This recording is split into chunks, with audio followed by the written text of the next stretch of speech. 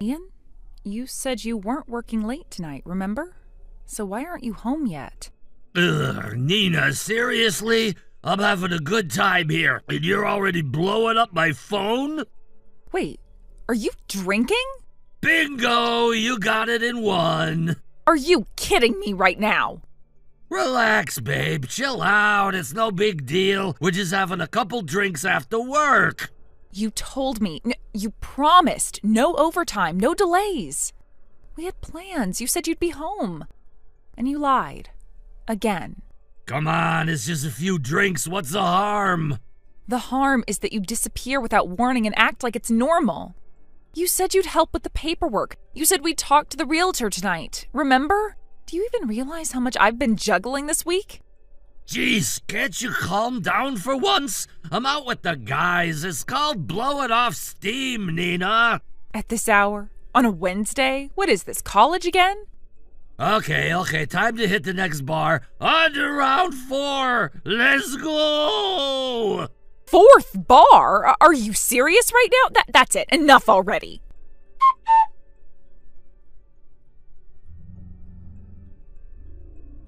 Ian? You didn't come home last night. Again, what the hell is going on? Do you even realize what day it is? Relax, I did come home. I just didn't want to wake you. I got my stuff together and left before you got up. What? What are you even talking about? Oh, right. I guess I forgot to mention, I'm on a business trip starting today. What? A business trip? Are you seriously telling me this now? Look, it kinda came up last minute, alright? I was checking my schedule, noticed I had this long weekend completely clear, and boom, my boss called and asked if I could cover for a coworker who called out sick. Pretty lucky, huh? Lucky? Are you kidding me? Hey, get this. It's in Hawaii. They told me that once I'm done with the work part, I could take a few days off to relax, explore the island, maybe hit the beach. I mean, come on, how could I not say yes to that? Ian, are you seriously telling me that you are leaving for 10 days to Hawaii and you just forgot to tell me? It's not that big a deal, Nina. I figured I'd tell you once I got to the airport, but you called first. You figured. You figured you'd mention it later. Ian, today is Maggie's wedding. Your sister's wedding. Oh, right. You forgot. You actually forgot your own sister's wedding day? Ian, don't you walk away from this conversation. You don't get to opt out of reality because it's inconvenient. You left me to face your entire family alone. You left me to explain why the groom's best man didn't show, why your parents are embarrassed, why your sister was crying backstage because her own brother couldn't be bothered to show up. And what was it for? A suntan and some free drinks in a tropical hotel? Do you even care about anyone but yourself?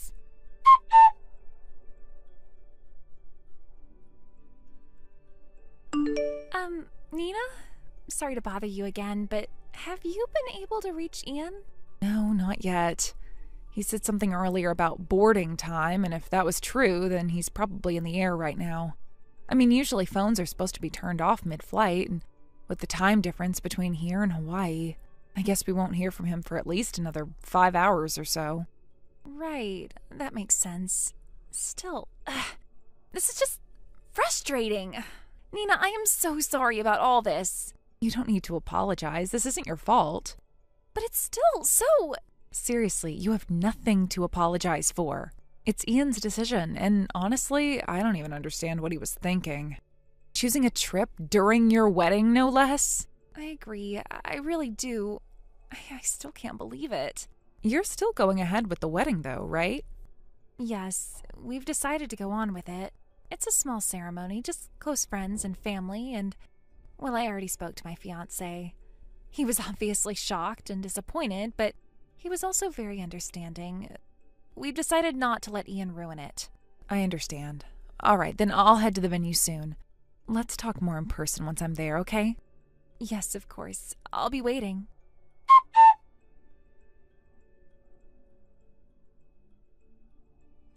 Nina, I'm so sorry. Please contact me as soon as you see this. It's urgent, really urgent. Maggie, are you okay? I'm on my way, just walking to the car. Wait, are you already driving?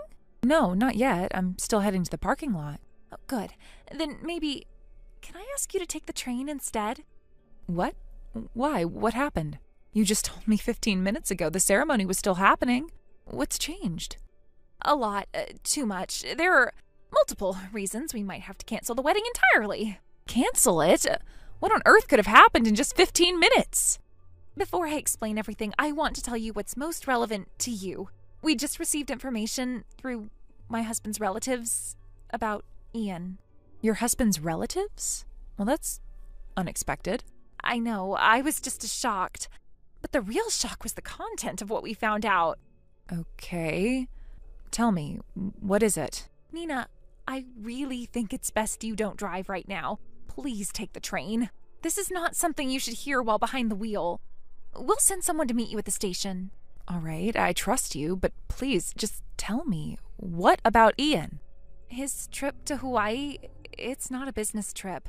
It's a vacation. With someone else. What? Are you saying Ian's cheating? Yes, I'm so sorry. No, wait, this can't be happening. I had a feeling, a horrible nagging feeling in the back of my mind, but I kept pushing it away, telling myself I was paranoid. You weren't. You were right to doubt. So, if it's gotten this far, does that mean you know who he's with? Yes, we know. And Nina, I don't know how to say this gently. It's my brother-in-law's wife. Wait, your brother-in-law's? As in your husband's older brother's wife? Exactly. The one who was sitting with us at the engagement dinner last month? The one who hugged you and said she was so excited for the wedding? Oh my God. Yeah, Ian's been seeing her in secret. And now they're in Hawaii together under the pretense of a business trip. Well, that's not just betrayal, that's a nuclear-level disaster. We know, it's rocked the entire family. My brother-in-law is devastated, my parents-in-law are furious. Nina, are you okay?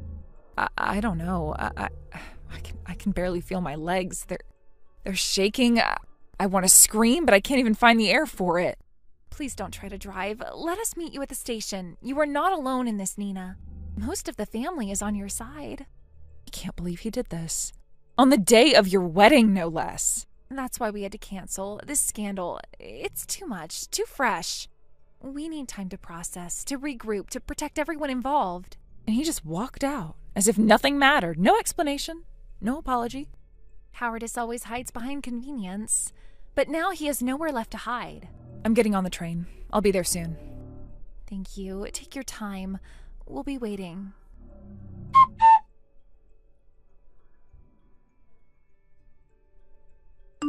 Huh? Wait, did she send something after that? Man, finally marked as read. Oh, Nina, sorry, I've just been crazy busy. I literally forgot to turn my phone back on. Are you in Hawaii now? Yep, even if it's for work, I mean, come on, it's Hawaii. Just being here lifts your whole mood, you know? Well, that mood of yours is about to hit rock bottom. You might want to scroll up through our chat history right now. Wait, what? Maggie's wedding was 3 days ago? Correct. 3 days. You forgot your sister's wedding. Would you like to explain how exactly that happened? Okay, look, I think I wrote it down wrong in my planner. I had it in there for next weekend. Honest mistake. The ceremony is over. Everything went ahead without you. And you didn't even realize you missed it until just now. Yikes! Yeah, that's on me. But hey, once I'm back from Hawaii, I'll tell you all about it. And I'll apologize to Maggie, too. I'll make it up to her, I swear. But for now, maybe take a breath, huh? Let's just calm down. So, are you coming back soon? Well, about that. So the answer is no. You're not coming back. Look, I'm already here. It's not like I can just pack up and leave now. It's a work trip. I accepted it and I have to see it through, right? Understood. Really? Wow, thanks. Glad we're on the same page. I'll be back in a week, like I said. Until then, I might be a little hard to reach. Signal's weird, you know, island time and all that. Sure. Then I'll just say this once. Okay. Enjoy your last affair. Make it count. Wait, last what? Affair? Well, hold on, what are you talking about?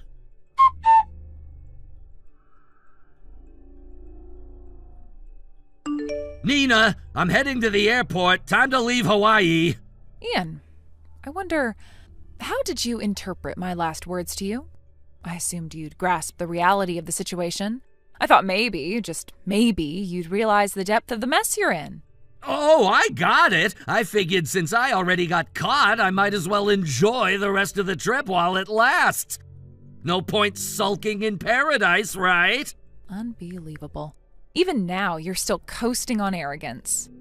Look, I know what's coming. You're gonna say we need to discuss the divorce once I'm back in Ohio. Fine by me. I'll take responsibility, pay the alimony, whatever. It's only fair. Of course you'll pay. That's not even up for debate. But let me ask you something far more important. Do you actually know who Patty, your little vacation companion, really is? Sure I do. She's one of Maggie's husband's relatives, right? Honestly, I fell for her the moment I saw her at that pre-wedding family dinner.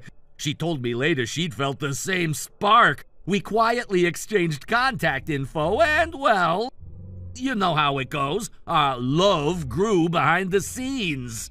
Nobody asked for your romantic origin story of adultery. Don't ever paint infidelity as some poetic journey. It's disgusting. Oh, sorry. What's even more pathetic is that it's now obvious you had no idea who she truly is. You had no clue what family you were messing with. What do you mean?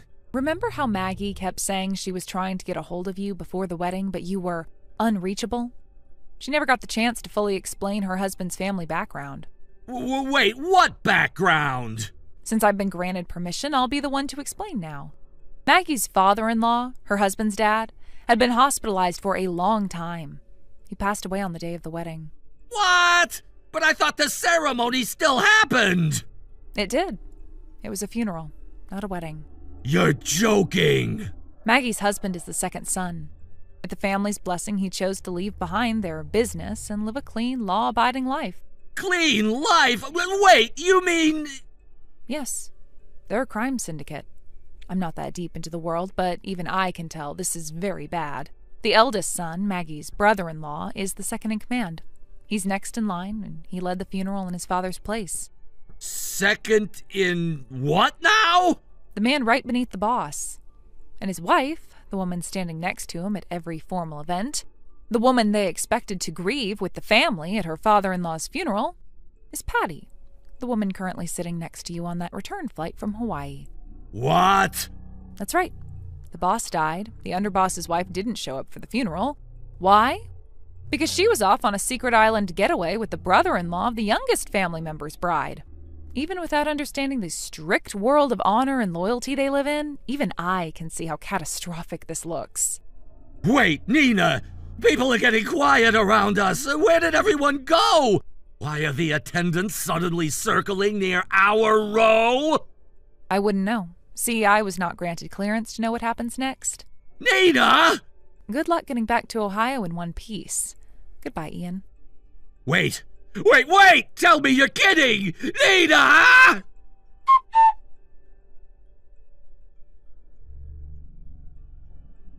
It turns out that my husband and his affair partner were taken into custody almost immediately after the incident. From the moment they disappeared, I haven't received a single direct update. Not from him, not from anyone connected to the situation. I don't even know if they ever made it back to the country. It was like they vanished into thin air. No phone call, no letter, no message, just silence. And then out of nowhere, a divorce application arrived in the mail, already signed by my husband. There was no note of explanation, no apology, not even an attempt to justify what happened. Just his name on the line where it needed to be. Alongside the documents, I found a scribbled memo, a short line stating that he had deposited $60,000 into my bank account as compensation. That was it. It was strange, honestly. So anticlimactic that I didn't know how to feel. All that chaos, the betrayal, the humiliation, and this was how it ended? No confrontation, no real closure. Just a couple of papers and a sum of money thrown at me like hush money. And yet, despite the numbness that followed, I didn't hesitate. I went to the municipal office that same day and submitted the divorce paperwork. As far as the law was concerned, we were done, just like that. I suppose part of me should feel satisfied. I mean, I got the compensation, I got my freedom, but still, the way it all ended left a weird aftertaste, like biting into something sweet and finding it rotten on the inside. I won't lie and say it didn't hurt. There were nights I stared at the ceiling, wondering how we got here. I had shared my life with this man. I had trusted him. And yet he chose to throw it all away for a fleeting moment with someone else. Worse still, he didn't even have the courage to face me afterward. No apology, no conversation, just legal documents and a wire transfer. If anything, it made me realize just how little I meant to him in the end. But life, as they say, moves on. Speaking of moving on, Maggie, my ex-husband's younger sister, finally had her wedding about a year after everything happened. She decided to keep things simple and meaningful, opting for a quiet ceremony overseas with just the two of them. No lavish banquet, no extended guest list. Just her and her partner, committing to one another far from the mess that had unfolded here. Though we're no longer related by marriage, I still think of her fondly. Maggie was one of the few people who didn't turn away from me during the chaos. She was supportive, kind, and understanding in the ways that truly mattered. I'll always appreciate how she handled herself, and how she treated me even when she didn't have to. When I heard she had finally tied the knot, I genuinely smiled. She deserves happiness. She deserves peace. And more than anything, she deserves a life untouched by the shadow of her brother's mistakes. In the months that followed the divorce, I focused on rebuilding my life. At first, it was about survival, getting through each day without falling apart, but gradually it became about rediscovery. I started picking up hobbies I had long abandoned. I reconnected with friends I hadn't seen in years. I even took a short trip abroad just to remind myself that the world is bigger than one person's betrayal. And you know what? It helped. It really did. There's something incredibly empowering about starting from scratch. Painful, yes, terrifying at times, absolutely, but also freeing. For the first time in years, I felt like I could breathe without having to tiptoe around someone else's moods or secrets. There were no more lies, no more manipulation, no more gaslighting. Just me, and the quiet freedom of choosing what to do next without waiting for someone else's permission. As for my ex-husband, I don't know where he is now. I don't know if he ever made it back to the country or if he's still somewhere overseas, lying low and trying to figure out what to do with his life now that he's burned every bridge. And frankly, I don't care. That chapter is closed. That version of my life is over. I've learned that closure doesn't always come in the form of an apology. Sometimes it comes from within, when you stop waiting for explanations and start creating your own peace. Would I ever forget him? Maybe, but not for his sake, only for my own. Carrying resentment is like drinking poison and expecting the other person to suffer. I refuse to give him that power. I'm at peace now, I truly am. Looking back, I can say this. What he did broke me, yes, but it also pushed me to rebuild myself stronger than I ever was. I became someone who knows her worth, someone who doesn't settle for less than honesty and respect, someone who, when faced with betrayal, chose dignity over drama, and that, in itself, is something to be proud of. I hope Maggie's wedding was everything she dreamed of. I hope she continues to thrive in her new life. As for me, I've started painting again, something I used to love before I got so lost in the responsibilities of marriage. It's amazing what you rediscover about yourself when you finally let go of what's weighing you down. Thank you for watching and listening. We hope you enjoyed the video. Don't forget to like this video and subscribe. Also, feel free to leave a comment about what you thought of the story. We look forward to seeing you at the next story. Thank you for watching. Please subscribe and hit the like button. See you next time.